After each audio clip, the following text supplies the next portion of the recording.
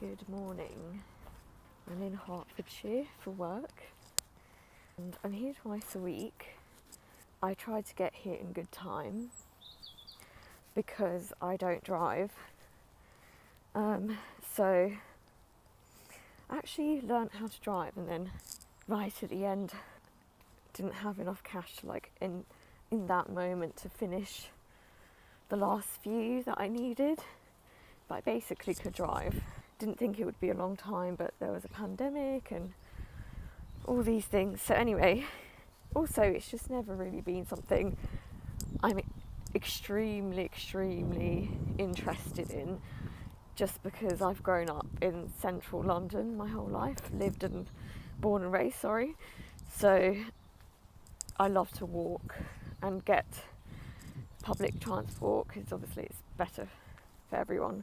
Anyway, although I didn't know that when I was young, it's just a London frame of mind, or big city frame of mind. Anyway, tangent, let me go this way.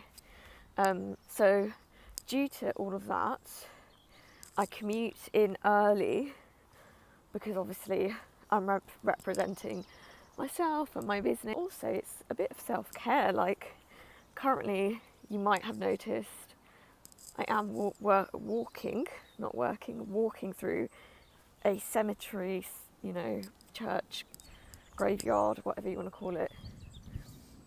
And it's incredibly peaceful because there's no one here. I think if this was in London, there would be people here right now walking their dogs. And where I work, there are a couple of parks. So I used to go to a different one.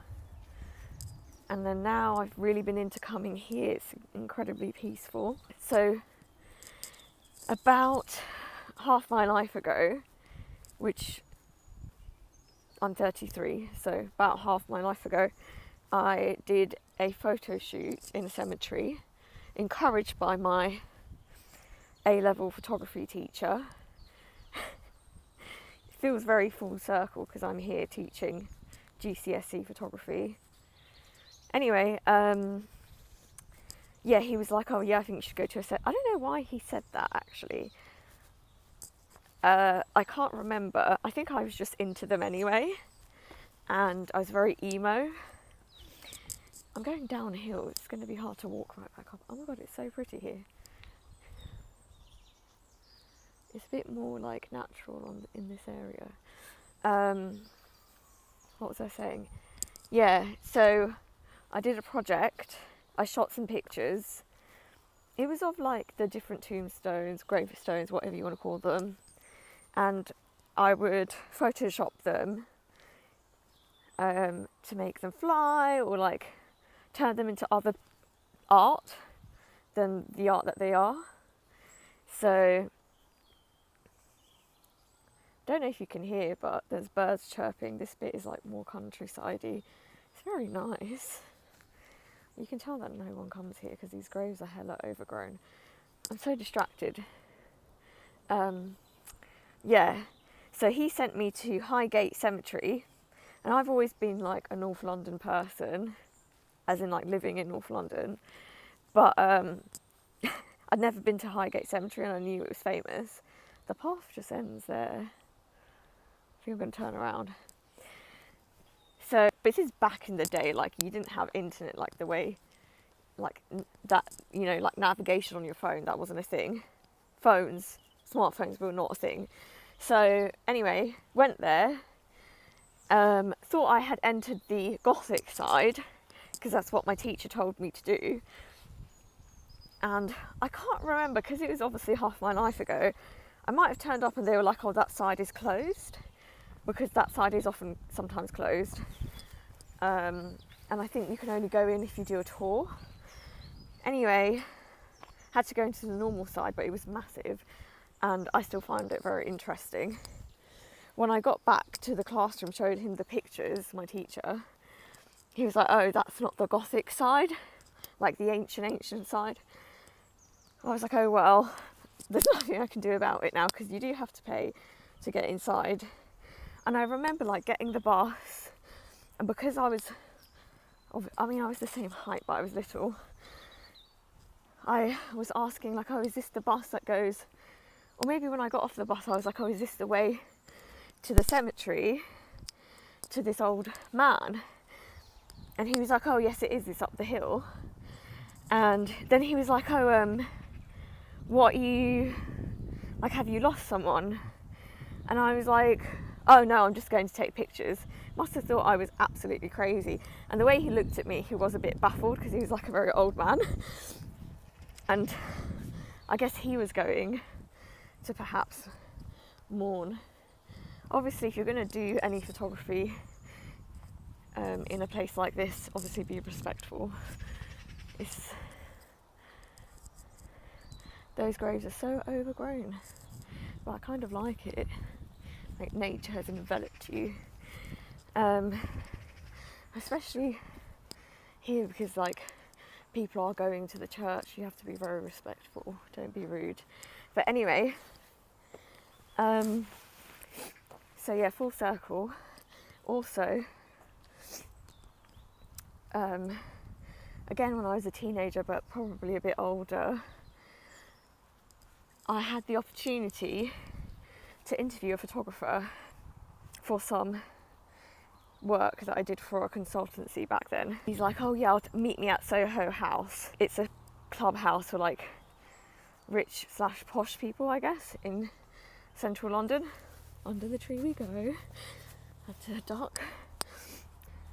Yeah, it's basically a hangout for famous people. I'm not really a fan. I have been a couple of times now, but I don't really care about it when I'm there. I don't care who I see, I just don't give a. And it was to show off, and I didn't really care about stuff like that then. Fair enough if you're famous and you need to go to the pub and like you don't want to be harassed. Yeah, so the photographer was like going on about how he did a photo shoot, like a cover shoot for Tatler or something like that, like a fashion magazine, high fashion magazine. Then he was like, oh, have you ever done a photo shoot in the cemetery? And I was like, yeah. And he was like, oh, every photographer does that. And I was like, really? And he was like, yeah. And he said, oh, the first day of art school, did you go and get a cool haircut? Because I had started university by then. And I was like, no. I had been dyeing my hair, cutting my hair, and doing stuff to it since I was 12. So I didn't really get that. And he was like, oh yeah, like if I was a course leader, I would, oh, this is sounding rude, but like, this is my experience. So I'm just telling you my experience. But he was like, oh yeah, if I was the course leader, I would just order everyone to put their cameras down on the first day of class and just go and get a cool haircut. And I was like, what are you on about, mate? Like, what are you on about? Then he was like, oh yeah, you're never going to make it. Fast forward 18 years, I'm still in the industry, but okay. Yeah, you're never going to make it because you're a woman and you're going to have children. How dare he, kind of thing. Obviously, I'm very polite. I was much younger then, and I was raised to be polite. For many reasons, British people, I went to a very Victorian Church of England primary school or elementary school. They raise you to be very polite, if you're a girl especially. And then it's the same in South Asian culture, archaic things. Hence why I was thinking things, but I couldn't really say them in time. What was the saddest part was he was like, yeah, I did have that photo shoot in Tatler. I don't know if he said he did the cover, I think he did. And he was like, oh, but I never made it because I had children. I was like, what? How can my guy be regretting the fact that he had kids and be blaming them, given that he's the man and he's telling me how he's out working anyway with the wife at home, and then he's blaming that reason for never having made it. And I'm like, you just didn't make it because you didn't have the correct luck, and maybe you were not good enough. Have you thought of that? Just be accountable, do you know what I mean? The thing that's really annoyed me was I always knew when I was a child myself that I'm not interested in having children. And then as a teenager, when he was interviewing me, I also knew then that I was never going to have kids. Very thoroughly considered it, spent a lot of time looking after children of all ages over months and years, and it is not for me. I'm good at it and I have love for children, but I am not going to be giving birth or raising one or anything like that, because it's not for me, respectfully. Yeah, I just think it's a joke that you go to interview someone and you're a child essentially, and they can just spout that stuff in your face, which is why when I'm a teacher or a mentor, or I do speaking events, or I write articles, whatever I'm doing, I never ever perpetuate that. Like, art is for everyone. That's why I'm doing the artist way. And I don't know if I was clear in the last video, but when I'm going on about being creative, it's not for rich people. It's not for people who have all the time in the world. It's not for certain ethnicities. It's for everyone. It's for all classes, all races, all orientations, identities. And what the book says is that everyone is born creative, and they're taught as they get older that they are not creative. That's the sun. And that is the greatest shame. Even if you think you're not creative, maybe you'll take up a hobby that is, and you don't have to be good at it straight away anyway, but you can utilize it in order to unwind, relax your mind, boost self-esteem from doing a craft instead of staring at your phone, stuff like that. It's for everyone. Let's reclaim it. Anyway, I've been talking for ages. I need to go to work. Gonna leave the park now. Bye. Here's a look at the cemetery and the beautiful surrounding area.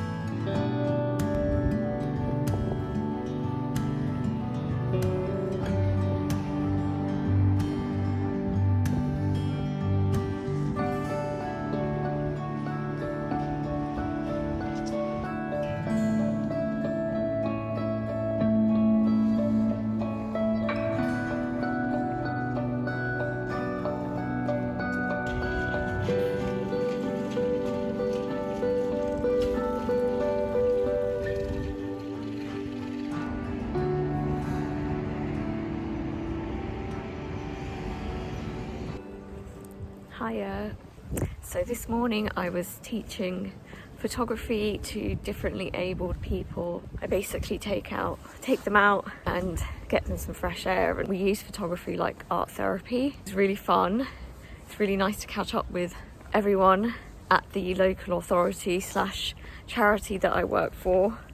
I'm really good friends with the staff, so it's really nice to see how everyone is. It's been a really busy morning. I've now got a lunch break, which I don't always have, which I'm going to reply to client emails. I am a photographer, so I've got a couple of photo shoots coming up in the next couple of weeks. So I've got some emails and stuff to confirm details. I've also teach GCSE photography at a SEN school, so I've got some communication with them that I need to get back on. I do that 2 days a week. There's a lot going on. I'm going to try and do my own stuff when I get home. Probably I'll be too tired because I've got more computer work to do when I get home for my clients. So maybe this weekend I'll do some of that. Go and have lunch now, so let's go, let's have some lunch.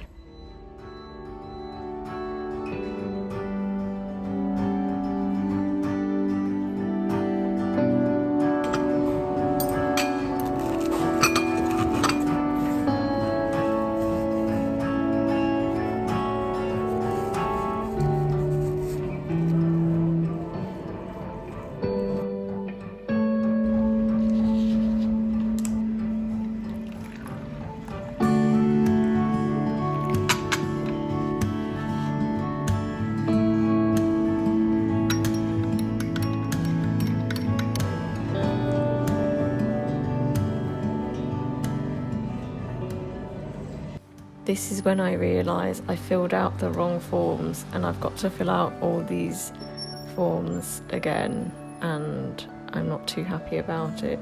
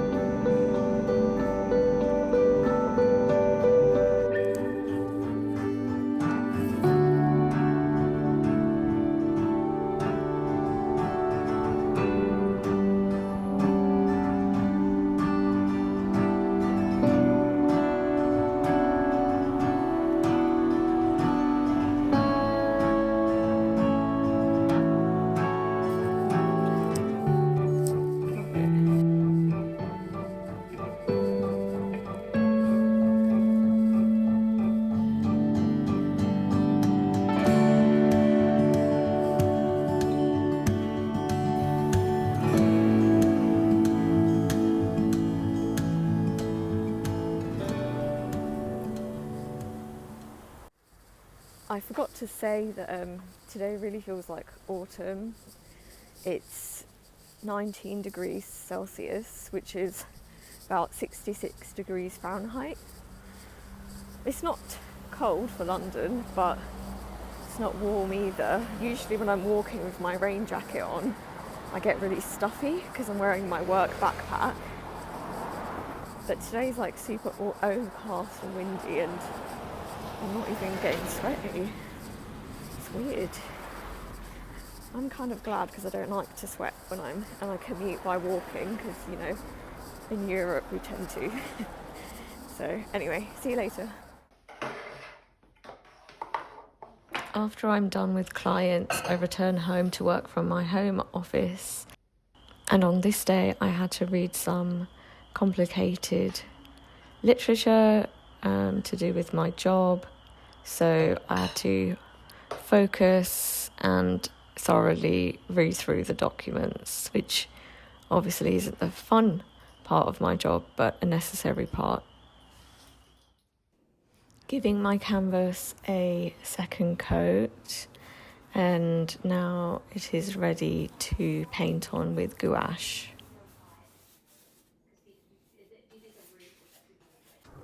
Here I am getting ready very fast to meet my friend Stephen, a fellow photographer in the industry.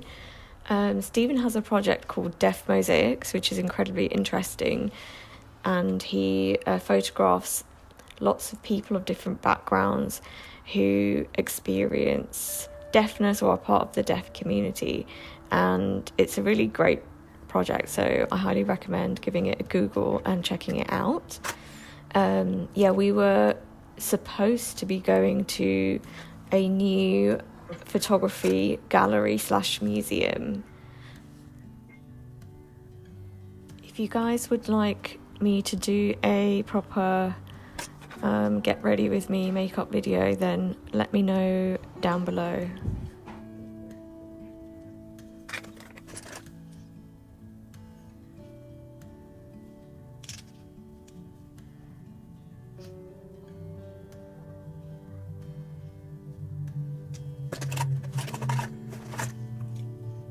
Showing you I've hit pan on my blush very badly.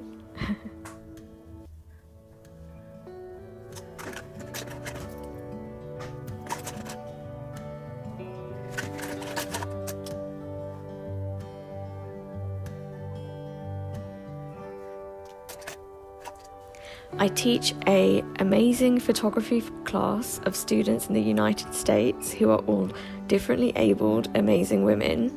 We are fundraising for their class to have their first real in-person photography exhibition. We'd love it if you could take a moment to look at their portfolio and visit their GoFundMe page. Links will be below. Any amount you can donate means so much to us. You can also share the link as it will help us greatly.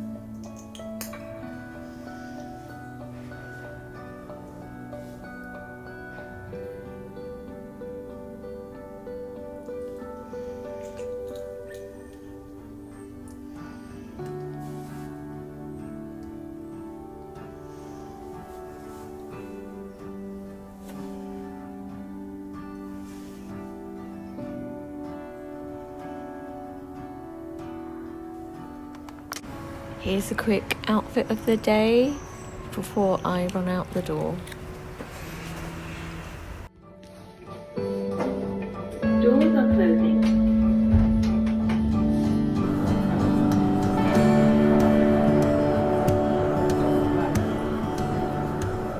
Unfortunately, we arrived and the gallery was closed, even though we checked their website and social media. It didn't say anything about it.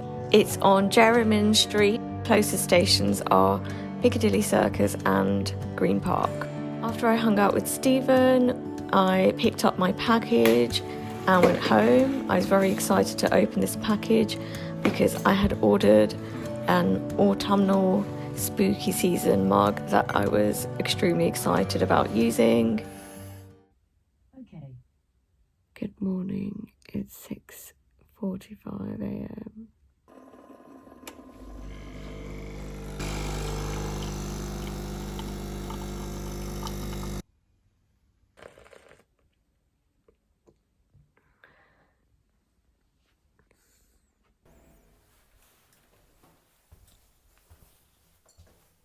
Doors are closing. Off to work I go.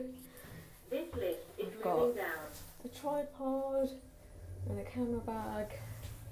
I'm wearing a skirt and some trainers because it's an outdoor GCSE photography lesson in Hertfordshire.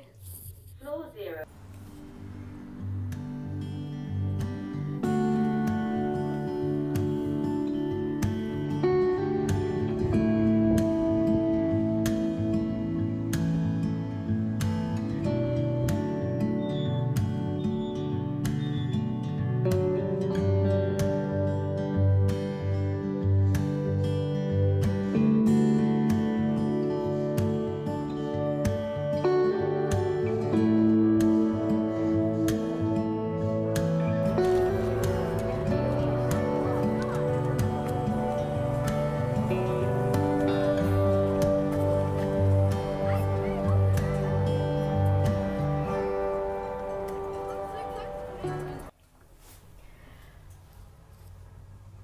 Almost home, extremely sweaty and exhausted from teaching GCSE photography.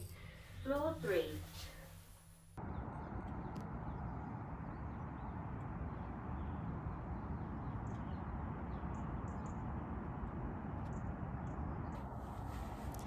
It's nice and quiet on the balcony. The sun is quickly rising. It was very dark when I woke. The sky has fluffy pink clouds on one side, and Mr. Moon was clearly visible when I first stepped out. The crows are talking to each other. A plane passes above me through the oculus clouds. I look up for the full view as it passes. What a sight. The air is fresh.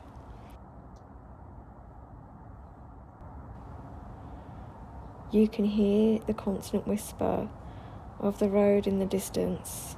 All is well. So serene and peaceful to wake early on a Saturday morning. The trees are being tinged yellow now. Good morning, Mr. Sun, they say. Last night, I was feeling extremely inspired to paint, but unfortunately I was exhausted. So, I was my own parent and made the executive decision to stop watching art videos and looking at screens. I double cleansed my makeup off. I took my inhaler and brushed my teeth and flossed. I did my full skincare routine. Since I'm taking all the learnings from the artist's way